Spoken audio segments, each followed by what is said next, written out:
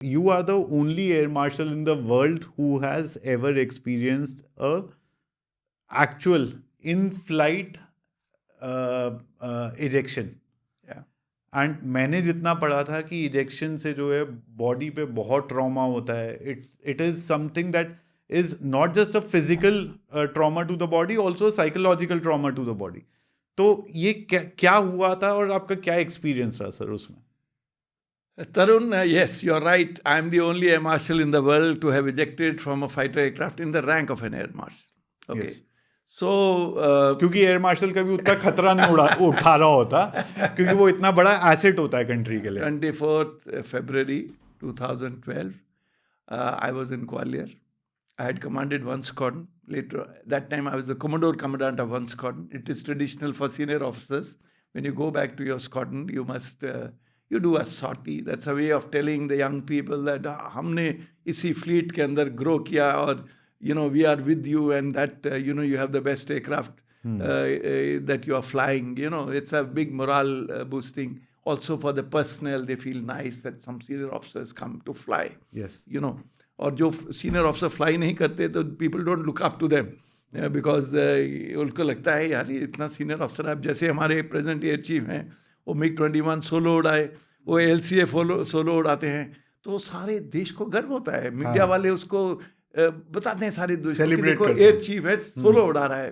तो बड़ी बात होती है. तो उस तरह मैं एक फ्लाइट करने गया. CO ट्रेडिशनल है, CO should fly with you. CO के साथ मैं फ्लाई कर रहा था. तो 5 minute after take off 11,000 feet पे थे हम, तो एक बड़ा सा धमाका हुआ. पीछे इकलौता इंजन जो था वो फट गया. हमने इंडिकेशन. कौन सा जहाज था सर ये? मिराज 2000. मिराज 2000. क्योंकि मैं मिराज 2000 का पायनियर था. मैं इनिशियल 8 पायलट जो फ्रांस में ट्रेन हुए थे उनमें से एक था, और जो फर्स्ट फॉर्मेशन 4 जहाज़ों की इंडिया में लैंड की थी उसमें मैं एक था. तो जैसे ऑडियंस को शायद याद होगा, जैसे राफेल जब पहली बार फ्रांस से इंडिया आए थे, इसी तरह से जब मिराज पहली बार फ्रांस से इंडिया आए थे तो वो आप लेकर आए थे. उसी कंपनी का जहाज है. दासो का मिराज है 2000 और दासो का ही रफाल है. जिस बेस से उनकी फैक्ट्री से हम टेक ऑफ किए थे वहीं से ये रफाल टेक ऑफ किए थे. अरे फर्क इतना था कि हमको उस time air to air refuelling नहीं थी 1985 में, तो हमको 3-4 जगह रास्ते में रुकना पड़ा. रफाल वाले सीधा भी आ सकते हैं और उनके पास एयर टू एयर रिफ्यूलिंग है, और वो आए सीधा. Which was a very big strategic sort of signal to the world जब ये लोग आए. तो मिराज 2000 का मैं पायनियर था और मैंने मिराज स्क्वाड्रन ही कमांड किया था. सो जब ये इंडिकेशंस हुई हमको कि अब इंजन गया, उसको कुछ नहीं कर सकते, हमने कोशिश की स्टार्ट करने की, भी हमको पता था बेकार है, बिकॉज थोड़े से सेकंड मिलते हैं जिसके अंदर आपको डिसीजन लेना है इजेक्ट करने का, और ऑल्सो तैयार करना है अपने आप को. थोड़ा कि रेडी करना है, पोस्चर बनाना है, क्योंकि जब आप इजेक्ट करोगे तो फोर्सेस बहुत ज़्यादा है. तो आपके और SEO के बीच में कम्युनिकेशन होता है कि इजेक्ट या वो किसका डिसीजन रहता है? हाँ. सो देखो, हमारे डिसीजन कैप्टन का, always the captain of the aircraft, चाहे वो एयरलाइनर है, चाहे वो फाइटर एयरक्राफ्ट है, ट्रांसपोर्ट एयरक्राफ्ट है या हेलीकॉप्टर है, जो कैप्टन है वो ही डिसाइड करता है उसको क्या करना है. SEO को रिजेक्ट करना ही पड़ेगा अगर आपने कमांड दे दिया. हाँ, नहीं, हाँ, आपने ग्राउंड वालों को सिर्फ बताना है कि हमारे जहाज में प्रॉब्लम हो गया, हम इजेक्ट करने वाले हैं.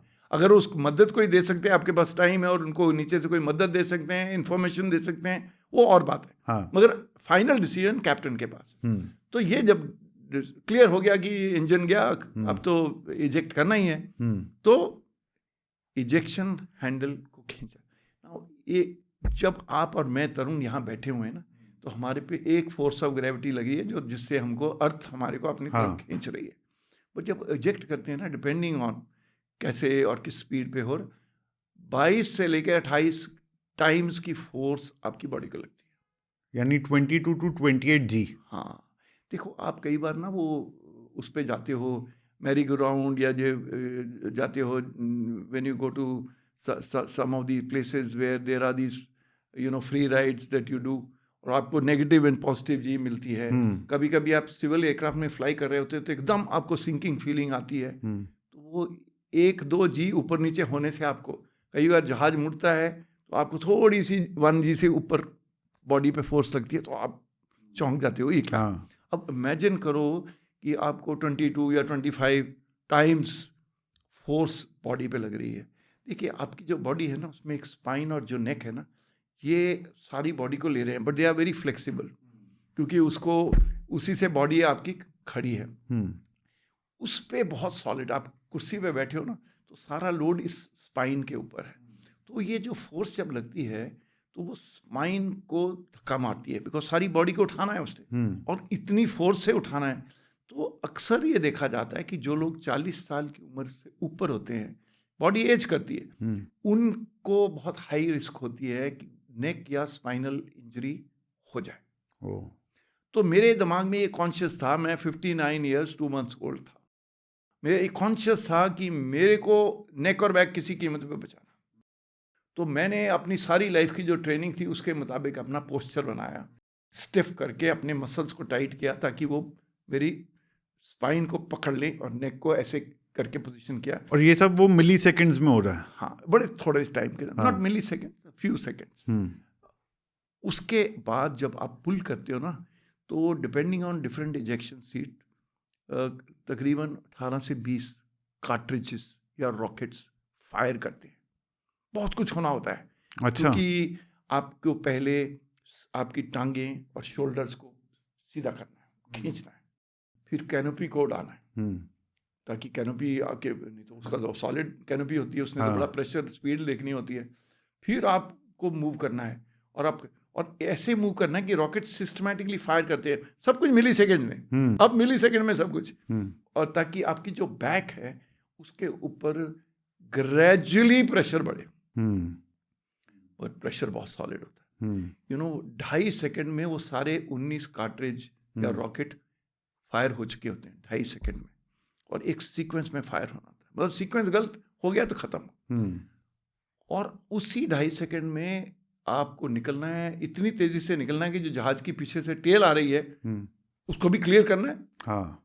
फिर तुम्हारी ऑटोमेटिकली सीट वगैरह सब कुछ अलग होनी है तुमसे। और ये दोनों एक साथ हो जाते हैं। एक बार आपने अगर पुल करा तो आपका और एसईओ का एक साथ इजेक्ट करेगा? हाँ, वो थोड़ा एंगल रहता है। हाँ। और थोड़ा मिली सेकेंड का गैप रहता है, वो मिली सेकेंड काफ़ी होते हैं। हाँ। ताकि आप बीच में आपस में टकराव ना। हाँ, तो थोड़ा एंगल, और टेल पीछे से इतनी तेजी से टेल भी आ रही है। हाँ। तो आपको वो सब हाँ, मतलब वो सब ऑटोमेटिक है। हाँ। वो 2.5 सेकेंड ऐसे लगते हैं पता नहीं खत्म नहीं हो रहे। और वो 2.5 सेकेंड जो होते हैं उसमें आपको ब्लैकआउट हो जाते हो, बिकॉज इतना सारा ब्लड आपका सिर से निकल के नीचे जाता है। हाँ। और उसमें आपको तारे नजर आते हैं आंखों में। एंड देन 2.5 सेकेंड के बाद पैराशूट खुल जाता है। जब पैराशूट खुलता है तब आपको ओह माय गॉड बच गए, और आप जमीन देखते हो और क्या नज़ारा है, ऊपर से स्काई से आ रहे हो, नीचे पैराशूट।